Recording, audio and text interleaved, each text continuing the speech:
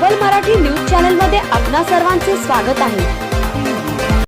नमस्कार, global Marathi news बातमीपत्रात आपले स्वागत आहे।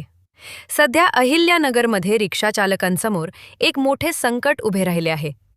LPG गॅसच्या पुरवठ्यावरील संभाव्य परिणामांमुळे त्यांच्या उदरनिर्वाहाचा प्रश्न गंभीर बनला आहे। रिक्षा चालकांमध्ये चिंतेचे वातावरण पसरले आहे। मार्च 2026च्या ताज्या घडामोडींनुसार पश्चिम आशियातील तणावामुळे LPGच्या पुरवठ्यावर परिणाम होण्याची भीती व्यक्त केली जात आहे। यामुळे गॅसचे दर वाढण्याची किंवा तुटवडा निर्माण होण्याची शक्यता आहे, ज्याचा थेट फटका LPGवर चालणाऱ्या रिक्षा चालकांना बसणार आहे। साहेब, आधीच महागाईने कंबरडे मोडले, आता जर गॅसचा पुरवठा थांबला किंवा दर खूप वाढले तर आम्ही रिक्षा चालवून पोट कसे भरणार?